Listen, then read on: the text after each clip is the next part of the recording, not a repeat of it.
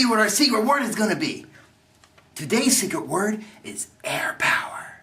So you know what to do whenever somebody says air power, you scream like this. Ah! Good morning. I'm Technical Sergeant Gregory Dre, and this is KNN. First up, student announcements. It's graduation day. There are no announcements. Now it's time for our AFI tidbit. And to tell us about it, here's special guest Peter Griffin. Peter? Thanks, Greg. You know what really grinds my gears? Rule breakers. AFI 362903 specifically prohibits things like walking while drinking in uniform, or using your phone for texting or talking on it. Not wearing a cover outdoors. What are you thinking? Wearing sunglasses on your head and not wearing your uniform properly. People walking around unbuttoned all over the place. Hey buddy, if you're not going to wear your uniform, how about you just don't wear it at all? Now I'm not talking about going outside and always walking around naked or anything like that, although that might be kind of fun. I don't know. But you can always try something else, like wearing your PT gear. That might be something good. Never mind, they're pulled up.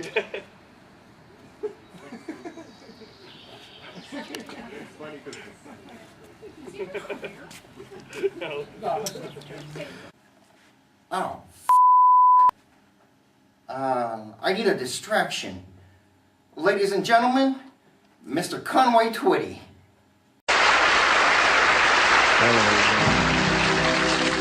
Nice to see you. It's been a long time. You're just as lovely as you used to be. How's your new love? Are you happy? Hope you're doing fine. Just to know means so much to me. What's that, darling? How am I doing? I'm doing all. Shameful, Peter. Shameful. Let's have a look at someone who isn't an embarrassment. In fact, he could be considered a role model. Here's our enlisted hero of the day, Israel Del Toro. Tell me your name. Israel Del Toro Jr. Israel, great to meet you today. So tell, you're a wounded warrior. Yes, sir. And what branch of the service were you in? I'm in the Air Force. You're still in the Air I'm Force? still in. What happened? We actually got ambushed. I was in Afghanistan, and we were on our way to pick up our guys because we had split our team in two.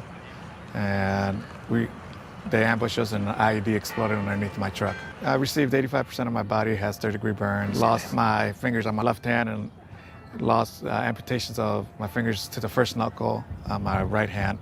And I have nerve damage on my right foot called foot drop, which I can't dorsiflex, I can't flex it up. I'm a thrower, so I'm a discus, shot put, javelin, and long jumper. And have you been on the Paralympic team before? I have not made it. You know, this is my first nationals. Your first nationals. And what have you done to prepare for this? Train. You know, of course, the beginning of the year, I couldn't train for 3 months because I had hand surgery, so that kind of, pushed me back. So I was nervous. I was like, man, I'm not going to, make nationals. But I was able to, once I got cleared, hit the weights, hit the training, and, throwing, and I was able to qualify, and now I'm here. So here you are at the 2013 Paralympic trials. This must be quite a journey from 2005 to 2013. Tell me a little bit about that. Oh yeah, it's been a long journey. Especially, you went from, I'm a special operations operator, so I went from doing that to not being able to move my arms or legs because I had atrophy because I was in a coma for 4 months. To people telling me you're not going to walk again and you'll be on a respirator for the rest of your life. And beating all those odds and finally able to re-enlist, become the first 100% disabled airman ever to re-enlist in the Air Force. It's something I wanted to do. I wanted to retire on my terms, not on the terms of those SOBs that laid that IED there as a trap. What would you say to people about overcoming challenges? Obviously, you've overcome challenges that none of us will probably ever have to. Give us your take on. Well, for me, I tell people when I do speak to them or when I visit guys in the hospital, it's like you got to find something that motivates you, something that drives you. My thing was my son, my 3-year-old son. You know, I wanted to show him that, yeah, look at Dad. Dad got hurt real bad, but he's still out there pushing and trying to beat the odds. And, you know, that's what I try and do every day, because I never wanted to be the guy that sits on his couch and just stares out the window hating life, because that's not teaching my son anything. What would you say to people that are complaining and moaning and groaning about daily events? Well, you know, I don't have much sympathy about it. You know, I'm being an instructor for my guys. You know, you kind of have that alpha complex. There's like, you know, stop your whining, dude. It's like there's a whole lot worse out there. Guys have it a whole lot worse. You know, just get it over with. You know, don't let it overcome you. Just keep pushing.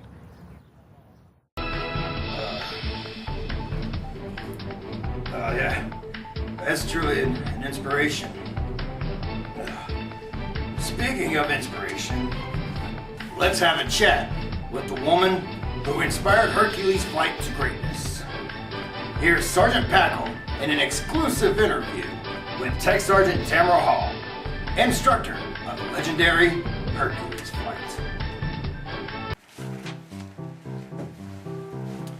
So I'm here with the legendary Technical Sergeant Hall, amazing instructor for Hercules flight. Whoop whoop!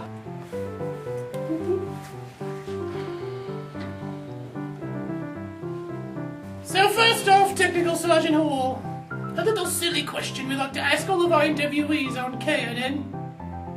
And that is, if you were stranded on a raft with the entire instructor staff from Keesling NCO Academy, which person would be kicked off first? Wow, that's a tough one. You know, not to sound like a suck-up, the chief. She was the director of education when I got here, and then was hired as the commandant. I know you don't want to sound like a suck-up, but you do. So interesting rumor going about the academy through the past weekend was that you rigged the pie in the face contest so you would get the pie in the face. Why? Why? I remember growing up and I would make them with my mother, and she had her own special recipes, so all sorts of good home cooking stuff. So you're trying to tell me your mother was a professional pie in the face maker? It's been really interesting. So what would you say your favorite ingredient for pies are? I would have to say homemade enchiladas. Homemade enchiladas, huh?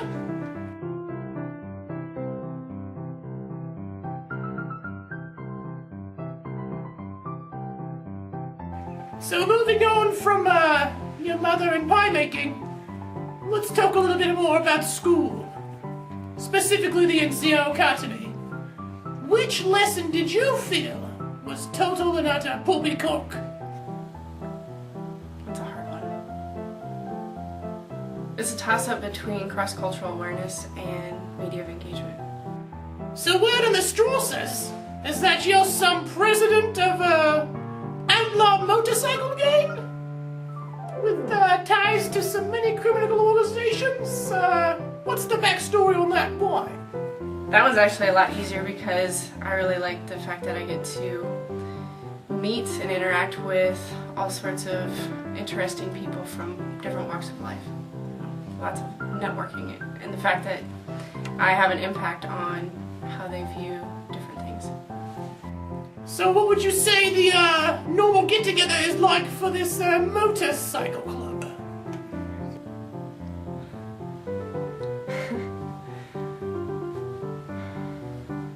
Rowdy?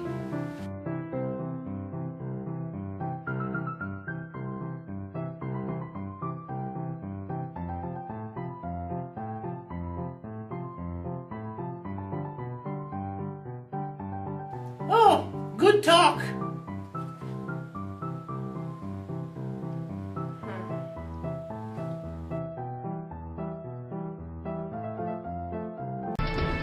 Absolutely riveting. Thank you for that, Tech Sergeant Packham. Well, folks, that about wraps it up for today. Congratulations to all the Kisling NCOA graduates. And as always, air power.